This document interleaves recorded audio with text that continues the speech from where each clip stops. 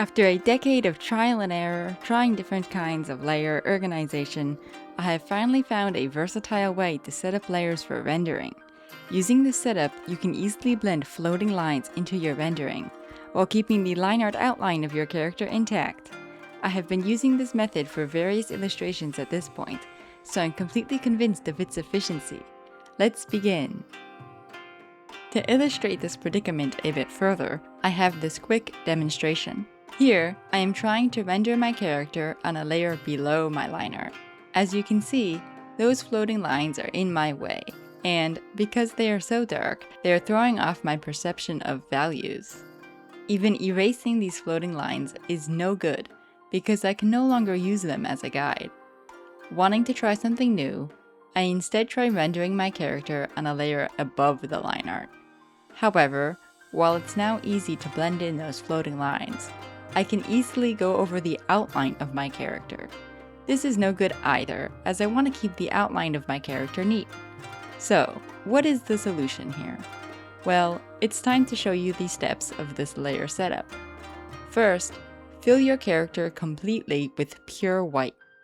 Note, it has to be pure white for this method to work as intended. Next, merge your lines and the white fill into one layer. So you can see here, this folder named Character Lines Copy contains my lines and white fill, which I merged into one layer. I color-coded this merged layer white so you can see it better. Also, as you can tell from the name of that layer, Character Lines Copy, I am using a copy of my line art for this setup, so I can keep my original line art layers intact as a backup. Next, on a layer below, we will fill our background with near black. This part is technically optional, but I am just showing you exactly how I work. Now we will create our rendering folder. To do that, just make a new layer above the white character layer.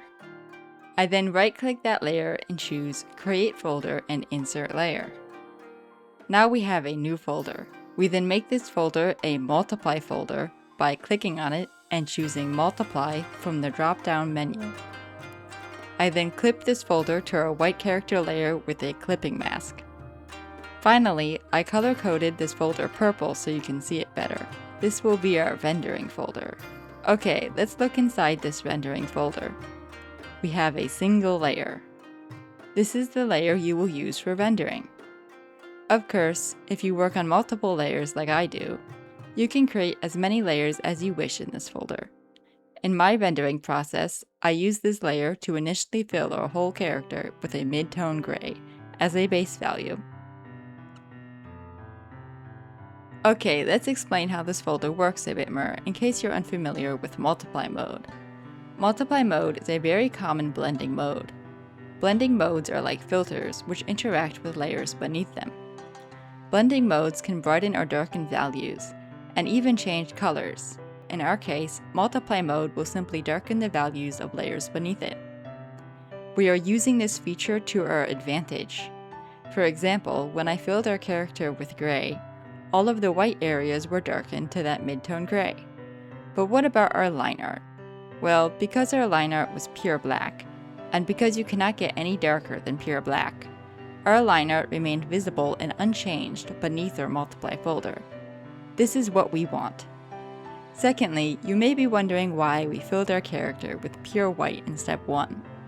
Well, because our character was filled with pure white, we can freely use any value, from pure white to black, in our multiply folder.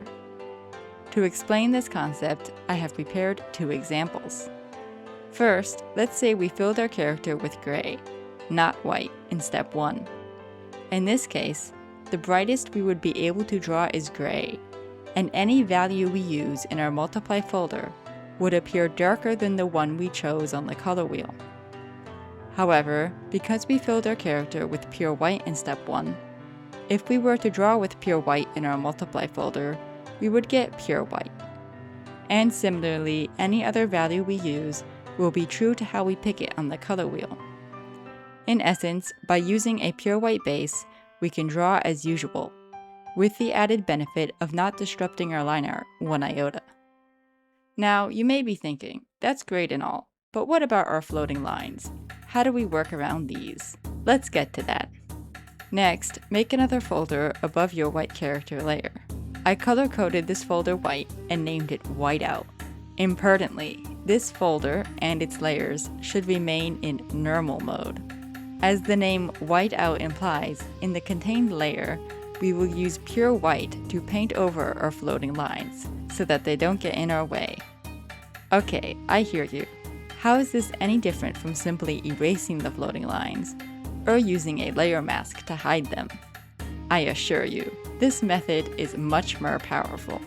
Because we have this whiteout folder, we can cover, say, all of the floating lines of the face on one layer and all of the floating lines on the hair in another. Then we can mess with the opacities of these layers so that we can faintly see our floating lines and use them as a guide. Later on in our rendering, we can erase the lines entirely by putting the layers back up to 100% opacity if we wish. With a layer mask, on the other hand, you cannot change the opacity or use multiple whiteout layers for different parts of the drawing. The same limitations exist if you were to simply erase the lines. To demonstrate the usefulness of this setup, let's see it in action. Here, I've put my whiteout layer on a lower opacity so I can see the floating lines in the hair. In this way, I am able to render the hair while using these lines as a guide. However, because these lines are no longer super dark, they only mess with my value perception a tiny bit. If I wish to see my rendering progress with no floating lines at all, I can easily turn up the opacity of the whiteout layer to 100. You can see me do so here. Later on, if I want my floating lines as a guide again, I can simply lower the opacity of that whiteout layer once more. I did that right here. I work in this manner, manipulating my floating lines as I please until I finished rendering the hair. Overall, this whiteout folder is super useful for managing all kinds of floating lines. The most common places you will need whiteout are in the hair, hands, feet, fabric, and the face. Here is an example of rendering a hand. For hands, I tend to keep the floating lines on very low opacity, even in the final result. I can even use different whiteout layers to, say, keep the floating lines of the nails slightly visible, while completely hiding the lines of the fingers. This type of versatility is impossible with layer masks. And here are the initial stages of the face. For the face, I tend to put the nose on its own whiteout layer so that I can hide it completely early on. It's one of those features which can really get in the way if it's not hidden early on. At the end of this video, I have extra layer tips and a bonus section about my rendering brush. But before we get to that, let's recap our layer setup. And here's that same layer setup, just with the folders open. To recap, first we have this base layer, which contains the character's line art filled with pure white. Then, attached to this layer with a clipping mask is the whiteout folder, which we will keep in normal mode. In this folder, we will use pure white to paint over our floating lines, so that they don't get in our way. We can mess with the opacity of this folder or its layers to change the degree that our floating lines are visible as we work. And lastly, on top, also attached with a clipping mask, we have the rendering folder. The rendering folder is in multiply mode, as discussed earlier.